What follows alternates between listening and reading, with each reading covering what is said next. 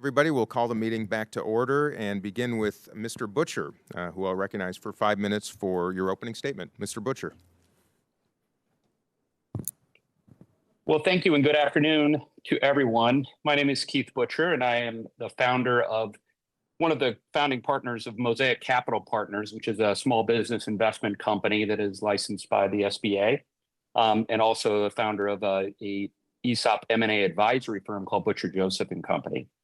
I started my career in 1998 as a young lawyer and worked on my first ESOP transaction back then in 98, 99, ESOP buyout.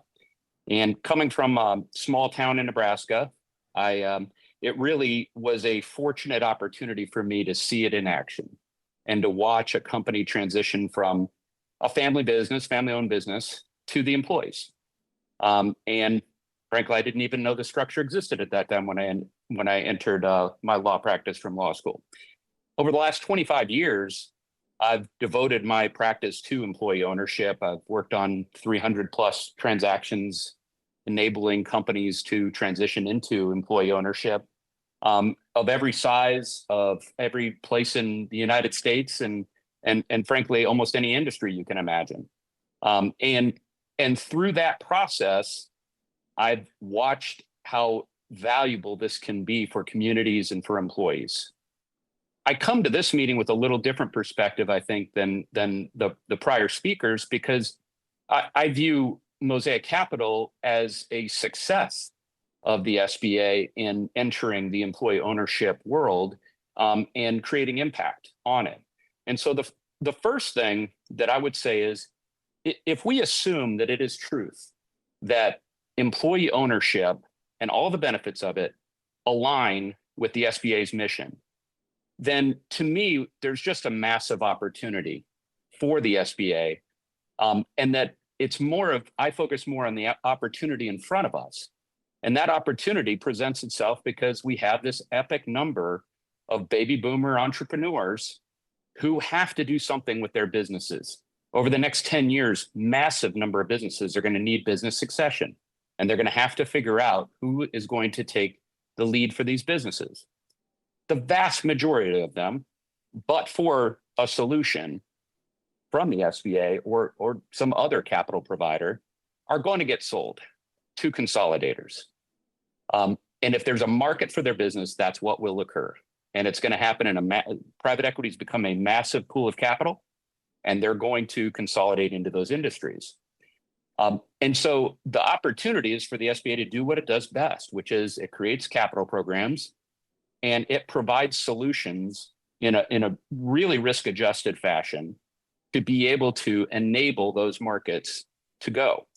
I give you the example of Mosaic Capital. We received our license in 2014. We have invested roughly $150 million into enabling 12 companies to move into employee ownership. We created 1,400 employee owners, and ultimately we project that we will produce something in the range of $130 to $150 million of retirement value for these employees. All of that enabled by the SBA, allowing us to go through the process and issuing us a license, because it is the ultimate public-private sort of partnership. What I see with the 7A program is that there is the capability at the SBIC program level for companies of those sizes.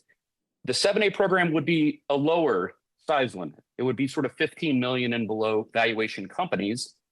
And if the 7A program would embrace that market, then it would be a viable solution to consolidators. Today, it's not. Corey said it earlier, there's 6,500, I think for 20 years, I've been telling people there's 6,500 companies that are ESOP owned. And the reason for the lack of net growth is lack of capital availability. It's the reason we created Mosaic, is so that we could create a market competitive transaction. We enter a traditional M&A market process and we win over other options because owners want to do this if it's a good idea for their families. And they ultimately are stewards for their families, and they have to have a good risk-adjusted alternative. The same thing is true of smaller businesses, where if we had the 7A program, if they would embrace this structure, then you would allow professionals out there to be able to offer up to these business owners a viable solution that would compete with other options, which today it's really a seller note, work your way out of the business market, and it's not competitive. Thank you, Mr. Thank you. Thank you. And last but not least, Mr. Lockhart, you are recognized for 5 minutes for your opening statement. Good afternoon. First of all, I'd like to thank the committee for allowing me to testify today and share some of the challenges that we small businesses are facing. This is certainly an unprecedented time, and challenges that we face are in some cases crippling. My name is Scott Lockhart of Hampton Enterprises, located in Lincoln, Nebraska. We're a nearly 75-year-old small business that has two main focuses: commercial construction as well as leasing and development. With just over 70 employees, we own and lease nearly 900,000 square foot of commercial property. We built out, lease it, and maintain it with our own staff. Since the majority of our tenants are also small businesses, we have the unique perspective of seeing how small businesses are being impacted and affected due to the current economy. Like many businesses around the country, labor has been a major factor to our business and industry. On the construction side, we struggle to find an adequate supply of employees who are skilled in the construction industry or willing to learn. We offer on-the-job training, and we have worked with both vocational schools as well as local universities in order to find and train workers. However, there continues to be a lack of skilled workers in our industry. The majority of the subcontractors that we deal with have also felt this pain. Unfortunately, since there is a scarcity of skilled workforce, typically the subcontractor market gains its employees by poaching from their competition. This, along with a historic amount of construction work over the past few years, has led to higher than normal wages. We're having an increase of wages for current employees, as well as starting out wages higher for new employees who are not skilled yet. This has been a huge impact to our construction cost. Additionally, the supply chain has had significant impact to the construction industry. We have seen major projects that have delayed due to the availability of materials. We have seen switchgear and components, electrical components that typically take 6 to 8 weeks to deliver, now take 6 to 12 months to be delivered. HVAC equipment like rooftop units typically would take 12 weeks from the time the order was placed, are now taking almost a year or longer in order to be delivered. This, again, is a combination of parts not being available at the factory and labor not being available at the factory to build these components. These delays have added to the construction cost, but they also impact our ability to get our projects complete.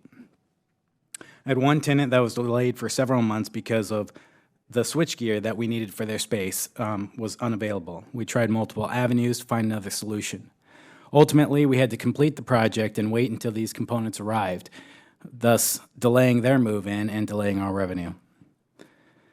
We have another project where the rooftop units were ordered on time, but the delivery date has moved multiple times to the point that it ended up delaying the completion of the project. In both of these cases, not only did it add cost to the construction project, but also lost revenue for us as a landlord for the months of delays that they sat until the tenants were able to move in. These are only a couple examples, but I certainly could speak all day of the impact of these delays and the short supply of material. The combination of labor shortage and supply chain issues have increased construction costs nearly 40% of what we saw just 2 years ago. Supply chain issues will be solved, and hopefully after another 6 to 12 months, we'll see improvement. However, we likely won't see costs return to a reasonable range, particularly in the labor market. I question the long-term impact on our industry with these rising costs. As a landlord, our tenants have had many struggles. We've had some retail tenants have struggled when COVID hit with the shutdowns that affected their businesses. It seems that the labor market has not returned to the same level it was prior to COVID. For the most part, their customers have returned to the stores. However, supply chain issues and labor costs have affected them. Their cost for labor and product increases significantly. They're only able to adjust their cost of their goods slightly for fear of losing customers. In some cases, our tenants have had significant fears that they will not be able to survive and will have to shut down. Not only would that be tragic for these businesses to close, but the impact to us as landlords would also be significant. we're looking at a apartment development and adding market rate apartments in Lincoln. Our town has a housing shortage. And with the current market, due to construction costs as well as rising interest rates, we have looked at our performance and we've had to put this on the back burner. Even though there was a huge demand for housing, the cost associated with it and rate of return is just not effective. At the end of the day, we still hope that we can improve, and we have to have hope for where things will change. We continue to look for ways to overcome challenges that we face and keep moving forward. However, we need to see policies put in place that will reduce these challenges, not restrictions that will add cost and frustration in how we operate. Thank you again for your time today. Thank you, Mr. Lockhart, and thank you to all our witnesses for being with us today. And I'm going to begin by recognizing myself for 5 minutes. Starting with you, Mr. Rosen, recently Chairwoman Velasquez and I introduced 2 bills to address the barriers that have been put in place by the SBA that would increase lending to ESOPs and co-ops and facilitate transfers of ownership. So, Mr. Rosen, is it safe to say that these bills are essentially technical changes at best and that the SBA already has the authority to make these changes in order to streamline 7A lending to ESOPs and co-ops? Absolutely. Having had the chance to discuss this with your staff and to look at the legislation, what these 2 bills are doing basically is just telling to do the SBA what I know from personal experience with the Main Street Act was what we expected the SBA to have done on its own initiative. And we were, frankly, the ESOP community and the co-op community were shocked when the SBA came out with the operating procedures that were directly contrary to the law. So there is nothing in the current law that the SBA couldn't do to enact all these things. And I hope that they will, and maybe the legislation, if it passes, will further cement that. And Mr. Rosen, quickly, in your opinion, any reason why you think the SBA has failed to do so? It's hard for me to speculate. I've not talked to anyone at the SBA who's told me why they don't want to do it, but there is this long 4-decade-plus experience with the SBA resisting these ideas, and I can only guess that one of the reasons is that this is something new. This is an added responsibility. The SBA has, of course, had a lot of things thrust upon it in the last couple of years. But historically, the SBA just has viewed employee ownership as kind of an outlier that they don't really want to get into. Mm-hmm. They did in their regulations say something very interesting, which was that it really would be better, actually, if the SBA just loaned to a few employees to buy the company, because that would be cheaper than doing all the compliance with an ESOP. Mm-hmm. And it is expensive to do an ESOP. For these small companies, maybe $100,000 to $200,000 to set these plans up. Of course, selling your company anyway is expensive, so that is an important comparison. But if a group of employees tries to buy the company with after-tax dollars, a $3 million business would require $4.5 million or so in pre-tax profits to buy out the business, imposing enormous risk on those individuals and $1.5 million more in cost than an ESOP would, because an ESOP is all pre-tax. So, Mr. Rosen, we are very like-minded. I want to get to Mr. Butcher, but appreciate your perspective on that subject, and we are like-minded. Mr. Butcher, as you're well aware, the formation of employee-owned businesses has relied primarily on an especially dedicated subset of sellers who are willing to forego liquidity at closing and instead self-finance a significant portion, usually, of the transaction with a note that's paid back by the company over 5 to 10 years. So can you please share your perspective on the seller financing issue and the barriers to adoption that it presents to the expansion of employee ownership around the country? Yeah, I mean, as you stated, that is the traditional structure, particularly for the lower end of valuation. So if you're, below, I would say $25 million to $15 million of valuation, there aren't a lot of capital markets available to you. Part of the reason the SBA 7A program exists in the first place, right, for companies of that size. And it's no different for ESOP transactions. So to your point, what you end up with is really two groups of folks that will support doing an ESOP, either companies that don't have another viable option. And so it's kind of like a transaction of last resort, or companies where it is a true believer family entrepreneur who will forego liquidity in order to do the ESOP transaction because they value that legacy so greatly. And there are those folks for sure. But what that creates is a niche of a niche of a niche, and it's why it's not growing. If you enable capital, you will create a competitive alternative. May not be complete liquidity in these transactions, and I don't think you have to in the lower middle market like that. But you will create a competitive option that will enable the mainstream of owners to make that practical decision for their family and do that instead of selling, which is what we've been doing at Mosaic. Thank you, Mr. Butcher. My time has expired, so now I recognize my colleague, Ms. Van Dyne from Texas, the ranking member of this subcommittee on oversight, investigation, and regulations. Thank you very much, Mr. Chairman. Mr. Lockhart, I want to thank you for being here today and for being so patient with our schedule, moving around. But I also want to congratulate you on being with a business that has a 75-year successful career. You're obviously doing something right. How do you see, given the longevity of your business, how do you compare these times of uncertainty to times in the past? Well, there are definitely a lot of questions as far as what the next year, year and a half will look like for us. As I alluded to earlier, we have projects of our own that we put on hold due to construction costs and rising interest rates. They are not economically feasible for us to move forward.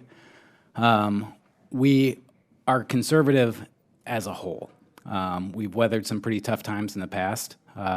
In 75 years, we have a history of laying off one time. That was in the 90s. And we were able to bring most of those employees back into the company. We try to keep everybody as if they're a part of our family. We want them to have a stable job, stable employment. Values are very driven within our company. We've had a lot of success over the past couple of years with the economy, especially on the construction side. And we've done very well to build up our company to be strong to weather the next storm that we're going to face. So can you share with this committee how your small business is handling the current environment during which time prices have skyrocketed, capital has become much harder to get with the rising interest rates? And are there any projects that you decided not to go through with as a result of interest rate hikes? Yeah, we have a customer who just decided not to build a new grocery store in Columbus. It's about a 55,000 square foot facility. We were looking forward to trying to build that store for them, and the plug was just pulled on that due to construction costs being significantly higher than what they had expected. We also have an apartment development that we were looking to build on one of our properties. Again, as I alluded to in my testimony, the market is there for housing. There's a shortage of housing. This particular development is not low-income housing. It would have been market rate. It wouldn't have made sense to do low-income housing in this development, but again, due to construction costs and interest rates, the rate of return is just not there to where it makes sense for us at this time to move forward with that project. So we're losing grocery stores and housing. Mm-hmm. So more often than not, we see the federal government hinder growth of small business instead of helping. What do you think is the biggest burden that you see coming from the government right now? Well, locally, there's always red tape to get through anything. I mean, even permits in our city. Unfortunately, it used to take 2 to 4 weeks to get a permit done, complete on time. Right now, it's taking as much as 4 to 6 months to get a building permit, which is absolutely ridiculous. Okay. I don't see a lot of just help from our local government, at least. And then, obviously, with inflation issues, as I alluded to, they are very real, especially for our small businesses. It's not a political term in our industry. It's not a political term with our tenants. It's something that we face every day, inflation and rising cost. And when our tenants don't have the same profitability they have because their cost of labor and their cost for goods is up, but yet they can't raise their prices because they will afraid they can't get any more customers, it's sending them out of business. And if they go out of business, they affect our business. I represent North Texas, Dallas-Fort Worth area, and small businesses are telling me all the time that they're having a really hard time trying to find labor, especially skilled labor. Are you seeing the same thing in your area? Yeah, it's been a challenge for about 6, 7 years now. It's a combination of a lot of things. One, at least in the construction side, for decades, we've told students, hey, stay out of construction, go get a college degree. You need that in order to get ahead in life. And so we've steered people away from the trades. Additionally, with COVID, when it hit, and unfortunately the unemployment benefits that were added, it was a negative impact to us in our industry. I had an electrician friend of mine who was offering jobs to electricians, but they were getting paid for unemployment, and they refused to come work for him while those unemployment benefits were in place. Now, I believe those unemployment benefits were a good thought. Unfortunately had a negative impact to our industry where we had a huge need for labor. Awesome. All right, I yield back. Thank you very much for your testimony. The gentle lady yields back, and now I recognize the gentleman from Nebraska, Mr. Flood, for 5 minutes. Thank you, Mr. Chairman. I mentioned this during my introduction to Mr. Lockhart, but I'd like to reiterate how pleased I am that I have a witness from my district in Lincoln, Nebraska. Sounds like Mr. Butcher is also from Nebraska. This is a fantastic opportunity for the committee to hear firsthand what people on the front lines of small business and business are hearing, what they're seeing. Your testimony, Mr. Lockhart, tells really a troubling story. The construction and commercial real estate sectors have been some of the hardest hit between the shutdowns on COVID-19 and the inflation that has followed. You were talking specifically about supply chain issues, and you were talking about heating, ventilation, air conditioning units, something that a lot of Americans don't think about every day, but in construction, when those delays happen, that's very real. Can you just really walk us through what is behind the extreme delay in getting these units and affecting the end of a construction project? Sure. I believe it's a combination of multiple things again. One, construction volume is at high levels right now, so the availability for product is down just due to the demand of these products. Rooftop units are typically custom made for a project. They may have different components in there for humidity control, as well as energy efficiencies. So they're basically built at the time of the order. Some of those parts are coming from overseas and are not available at the factories, as well as labor at the factories. They don't have enough bodies to build for all the orders that are there. The delay to us as a contractor and to our customers as owners is pretty significant. Added cost of what we call general conditions, which is supervision, dumpsters, anything that actually you need to manage the project. The longer it takes, the more those costs increase. And then the lost revenue of not having a tenant in there or having a business not being able to operate is significant. Thank you, Mr. Lockhart. I'd like to pivot for just a second. I am interested in this topic of ESOPs, and I have a question for Mr. Butcher and maybe one of our other witnesses. Have you, Mr. Butcher, experienced a transaction where you're dealing instead of with an ESOP, a limited cooperative association? Have you used one of those before? I know in Nebraska we made this possible in 2008 by passing a law. Do you have any experience with limited cooperative associations? I don't. I'm familiar actually with the structure, but we haven't executed on it. Would it be possible that one of these limited cooperative associations would be more cost effective as opposed to setting up the employee stock ownership plan? I don't know that it would be any different. I mean, I think if you look at and I think the cost piece is, from a contextual thing, is kind of overblown in the sense that if you look at the real cost of putting these transactions in place versus the tax savings and the efficiency of that company and just the retention of employees, particularly today, it far outweighs that initial cost. But I think that it's more, they're different types of structures and they probably apply to different kinds of companies. I see, and I'm not an expert on co-ops, but I generally see them as being on the smaller end of business, whereas ESOPs can scale really big. I mean, there's there's numerous multi-billion revenue companies out there that are in the ESOP structure. Thank you very much. I appreciate this topic. I think that finding ways to make businesses work, especially in rural America, is important, and it does require some creativity and structure. One of the benefits of cooperatives, and we've seen cooperatives scale very large in ag areas in Nebraska, and one of the benefits I see with the limited cooperative association is you have the ability to bring in that private investment to help affect the buyout and allow the rest of the employees to have the opportunity to enjoy some meaningful ownership and build some wealth. That said, I want to thank Mr. Lockhart for coming from Lincoln, Nebraska today. His testimony about the frontline struggles of where we're at with business and the ability to deliver for customers and ultimately to grow our community is really important. And the fact that he made time to come today is really appreciated. With that, I yield back. The gentleman yields back, and now I recognize the gentleman from Pennsylvania, Mr. Muser, the ranking member of the Subcommittee on Economic Growth, Tax, and Capital Access. You're recognized for 5 minutes, Dan. Thank you very much, Mr. Chairman, and I thank the ranking member as well, and thanks very much, Mr. Lockhart, for being here, and to our other witnesses. So ESOPs are certainly a very interesting subject. I think a very important concept. There are some great situations where ESOPs have worked out very well or in the intended manner.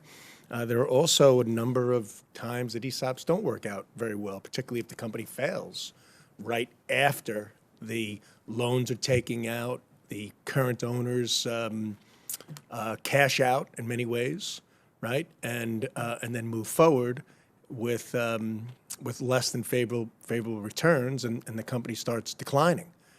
Then those loans that took place, as well as the new shareholders, don't do very well, right? I mean, an ESOP is based upon future growth, based upon the future. And the thing is this, and I'm interested in some of the witnesses have to say, Mr. Lockhart, I'm all for it. I think the SBA loan program should work with ESOPs in a far better way. Mr. Chairman, you brought up there were 17 or something of that nature. So yeah, just that doesn't make any sense at all. It should be utilized more effectively. But the problem is, and I've had enough experience in business, when you've got urgent and important other matters taking place, such as company survival, you're not necessarily, you're thinking about next year, but you're working for survival for today, not so much on growth and such restructuring in the matter of ESOP. So our committee, and it's not a reflection of the chairman of this subcommittee, we have not focused on some of the urgent and important matters that small businesses are taking right now. And meanwhile, we are the only committee that advocates, not necessarily by definition, but as far as I'm concerned, for small business 100%.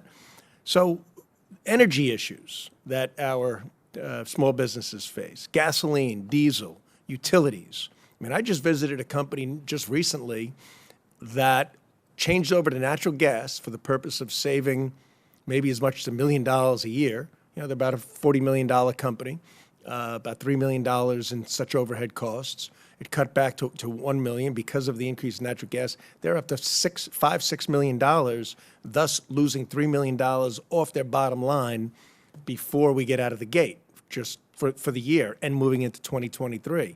That, of course, lowers profits, lowers wages, lowers tax revenues, right, because their profitability is down. But we're not talking about that.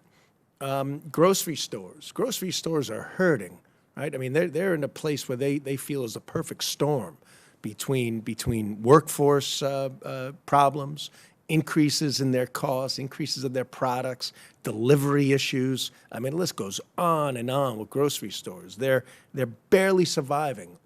Small mom and pop grocery stores to larger grocery stores. So, these are the things that are going to keep all these grand ideas of employee ownership from happening And we've got to stop it. We need a far more competitive economy. We need to make small business tax cuts permanent. We need to reduce the assault on domestic energy. We need to bring down diesel costs, and we need to stop wasteful spending that sometimes creates incentives for people not necessarily to work. Not my words, the words of many, many, many small business I talk to. So, Mr. Lockhart, I'd like to start with you. What are your thoughts on some of my comments? Please. I appreciate your comments greatly. I think it's spot on. There are a number of things that we can do as a country to try to help small businesses, but I think you're right. The focus needs to be with where are the problems that we're facing today and attack those first. Some things won't be solved quickly. They may take time. It'll take a lot of strategy, but I think we do need to make small businesses and we need to make them successful in our country and make it easy for them. Does your industry, do you anticipate, as many do, a recession, whether mild or severe, going into 2023? We do. Construction tends to kind of lag behind what the economy is doing, and again, we've been in a boom for quite a while. But again, due to construction costs as well as interest rates, I see that slowing down. Yeah, and interest rates play a big role there, and we seem to be trying to fight inflation with interest rates, when meanwhile, that's not really affecting the price of gasoline or diesel. But that's being done by policy. But, Mr. Chairman, I yield back. Thank you. Thank you, Mr. Muser. With that, I think we're going to go to just a second round of questions. We have some time, and I'll start with myself. Returning to you, Mr. Butcher, how does Mosaic operate differently as an active participant in the M&A market? We have constructed a transaction that provides the same economic reward for a seller than they would get from any other market-based transaction. And so, for the most part, when we come, we compete direct head-to-head with private equity, with strategic buyers. Our offer just looks a little different because our offer says we will invest in this company to support it in transitioning to employee ownership, as opposed to us owning the business, which we do not. And so that's how, and because of that, we're able to compete head to head with those other options. And instead of being the exception transaction, we are now in the mainstream transaction. And we found it to be really effective. And rarely have we had to match the market, which is, absolute truth. We have never been the high bidder in any of these processes, and owners will choose us at the end of the day. And we've proven that for all walks of life of people. And so it gives me great hope and sort of the future that we've proven this out. And anything you might recommend to this committee and the SBA about how it can better tailor its programs to generate more interest from investors to pursue ESOPs? I think a couple of things. One is, and I know there's frustration around the 7A program not allowing the PLP sort of channel in order to do those loans. And I guess that surprises me because I hope everybody recognizes that the banking partners that are the major partners to the 7A program, they all have dedicated ESOP lending teams. I mean, if you look at every major bank and pretty much every regional bank, they all have a lending group, not doing 7A, but doing traditional ESOP lending into supporting these transactions. And so it seems to me that if there was a concern around the structuring of these transactions, the complexity of them, boy, they could lean on those groups within those banks that already exist, and the infrastructure is already there. And so I'd love to see that.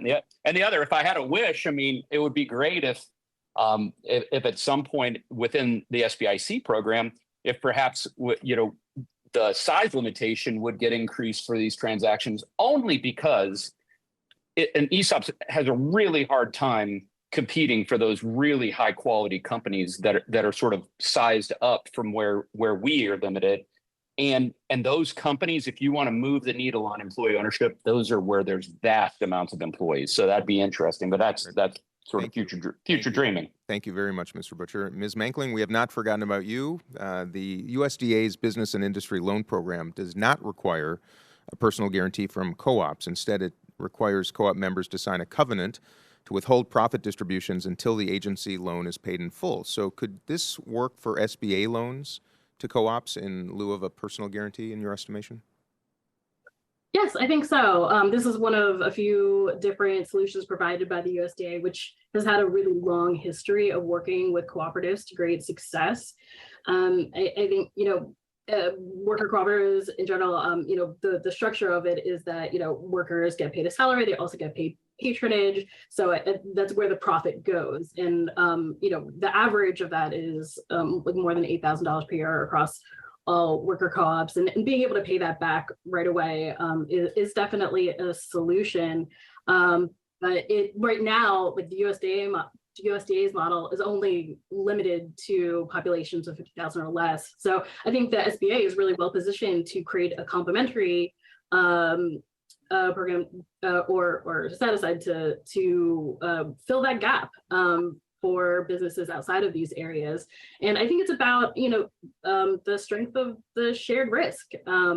The USDA doesn't require a personal guarantee. And the reason for that is that co-ops are not seen as an exception at the USDA. We've heard a lot of talk about like the exception of cooperatives or ESOPs, but it's really just a different business model. And a lot of times a small business model. And the USDA has outlined requirements that co-ops can equally participate. And because these businesses are ones that are able to address survival, to some of the points that have been brought up before by representatives, there's longstanding businesses that are able to address the immediate survival needs, like businesses that make plans, like after, for instance, South Mountain Company in Massachusetts made a plan after the downturn of 2008, and they're ready. And there's people that are innovating and using limited co-op associations to pivot and meet the needs of the market and create businesses and create jobs where there are none. Great. And since my time's expired, just a quick question and a yes or no answer, if you would. Do you believe the SBA is doing enough outreach and education to inspire more co-op creation? No, I do not. Thank you. With that, I'm going to recognize the ranking member, Ms. Van Dyne, for 5 minutes. And I actually don't have any questions, so I yield back. Okay. Any other members wishing to ask an additional question? Mr. Chair. Mr. Flood is recognized for 5 minutes. I'd like to once again thank Mr. Lockhart for being here. Thank you for making the trip to Washington, D.C. And I guess just one final opportunity for you to react to the testimony that you've heard today. When your business depends on other businesses thriving enough that they can expand into new space or build a new commercial facility, when you talk to prospective clients of your company in construction, and not so much about building the building, what do they tell you are limiters on their growth? What do you hear from other members of the Lincoln Independent Business Association when you go to those LIBA meetings in Lincoln? What are people talking about that are really the barriers for companies like yours and theirs from growing? Right now, I think for a lot of them, it's just straight uncertainty. And again, when will costs come down? Will they actually come down, or is this a new normal for us? The labor market, we just voted in Nebraska to raise minimum wage over the next 3 years. That doesn't affect a business like mine as much because all of our workers are skilled and they're not at the minimum wage level. But my sister-in-law has a company who it's called the Chocolate Season. They make artisan chocolates and coffee. They ship across the United States. Labor is very impactful to them. So there are a lot of limiters, I would say, and most of them are just uncertain about what things are going to look like. Mr. Phillips, our chairman, talked about his question to the last witness was, is the SBA doing enough to reach out? Let's ask a similar question. Is the SBA a relevant agency for businesses in Lincoln, Nebraska that are looking to grow, maybe young businesses? Do you hear much about the SBA? Do you feel like the SBA loans are working or that there's enough outreach? I think for the most part they're working, and I mean, obviously, even my sister-in-law, she was able to get a SBA loan for her business to start it up in Lincoln. That without that, she would not have been able to open up her business. Other companies that I work with, they're able to get SBA loans as well, we work with the local banks and credit agencies in Lincoln and around Lincoln, but for the most part, I think they've been very successful in getting what they need. On a few occasions, they've been turned down or hit regulation that may not have made sense to them or to us, but it caused them to not be able to get the loan that they wanted. Well, I'm pleased to hear that, and I'll end with this. There's a cigar bar in my district that just got an SBA loan, but in order to qualify for the SBA loan, they had to do an environmental impact statement that was costly and took time away from the process and delayed the opening. Now, this is a small size shop, very fortunate to have the SBA option, but that environmental impact statement set the process back as they went through the process. So I think there are things that we can streamline when it makes sense. And Mr. Lockhart, I'm pleased to hear that you've seen good things, and I'm pleased to hear your sister had success with the SBA loan. I yield back. Thank you. Thank you, Mr. Flood. Absent any more questions, I'll move to my closing statement and ask that Mr. Flood maybe consider a congressional delegation to the cigar bar at some point. I think two things can be true at once. These are tough times for all businesses, small businesses in particular. I'm a small business owner. I've been in business my whole life. I recognize how inflation, workforce development, and permitting are complicated. And I look forward to working with my colleagues on both sides of the aisle on this committee to doing this important work. I think we're in violent agreement, and I find that a great opportunity. I also heard some very promising comments from both sides about the importance of sharing more ownership. I think that is terribly important, and particularly, as Mr. Flood pointed out, for rural America, where I want to see more businesses developed. I want to see more ownership. I want to see people work hard and be able to retire with dignity and possibility. And I think that we can do that together if we work together, and I surely look forward to doing so here in the next Congress. I come from a family that, as I said earlier, believed business is a means to an end. The end isn't just collecting as much money as possible, rather sharing as much as possible. I brought with me my family's bonus and profit sharing plan from 1941. 1941. We've been doing this for generations because we've seen the impact it makes on individuals and the communities in which we live and our businesses operate. And I refer to information from the National Center for Employee Ownership that indicates that in ESOPs, employees earn wages that are 5 to 12% higher than employees in conventional firms. The net worth of employee owners aged 28 to 34 is 92% higher than in non-employee-owned firms. And the retirement savings for an ESOP employee is $170,000, which is twice the national average. I can't imagine anybody objecting to my premise that more ownership is better in America, and we should be working together to inspire that, and I look forward to so doing. There are challenges. I think the SBA can surely be doing a better job to educate, inform, advise, and encourage. It's our job to provide oversight and the resources to do so, because I think this can be a legacy-making opportunity for this committee and the businesses that pursue them. Aligning workers' and owners' interests is an American interest, and not a Democratic or Republican one, and I look forward to inspiring that as well. So to anybody interested in this kind of work, let's keep it going. I think there's a lot of shared sentiment and great opportunity. With that, I will ask for unanimous consent that members have 5 legislative days to submit statements and supporting materials for the record. Without objection, so ordered. If there are no further business to come before the committee, we are now adjourned, and I thank all of our witnesses and my colleagues for showing up today. Thanks, everybody.